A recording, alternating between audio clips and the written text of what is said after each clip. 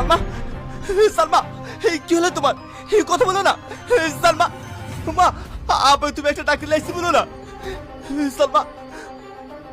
দেখ বাবু, এটা কোনো ডাক্তারের রোগ নয়, আমার মনে হয় অন্য কিছু।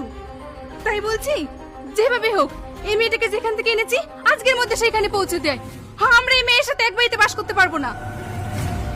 তুমি কি বলছো মা? এটা তো একটা রোগ, এতে সালমার কি দোষ? দেখ, আমি ওসব কিছু জানিনি, তোকে ওকে রেখে আসতে বলেছি, এক্ষুনি গিয়ে রেখে আয়। তুই কি বললি?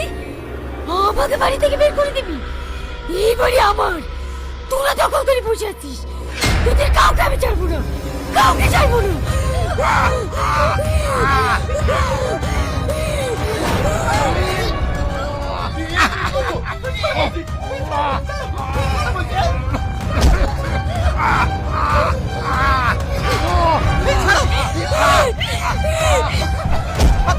মা, তাদের ব্যাগ শোনো।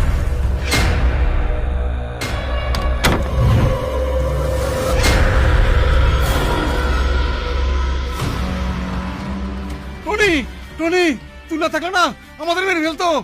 তুই তাড়াতাড়ি এই পাত্তাকে বাড়ি থেকে তাড়া, কারণ না এবারে কাউকে বাঁচতে দেবে না, তোকেও না। কি বলতে বলছো আব্বা? ওসব আত্মহত্যা বলে কিছু হয় না। সালমান নার্ভের সমস্যা আছে, সেই কারণে মনে হয় ওইরকম আচরণ করছে।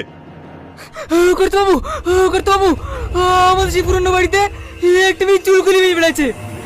কাছে কি দেখি আমাদের সেই নতুন বৌমা। এসব তুমি কি বলছো যতীন কাকা? এটা কিভাবে সম্ভব? সালমা তো ঘরে আছে।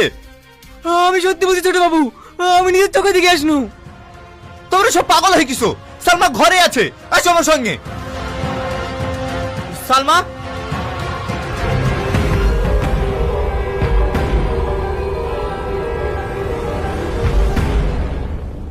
এবার তো বিশ্বাস হলো। আমি তোকে বলিনি সালমা কোনো সাধারণ মেয়ে না, ওর মধ্যে অশুভ আত্মা আছে। কিন্তু মা। কোনো কিন্তু না, হো গো, তুমি এর কিছু একটা ব্যবস্থা করো। ঠিক আছে, আমি দেখছি।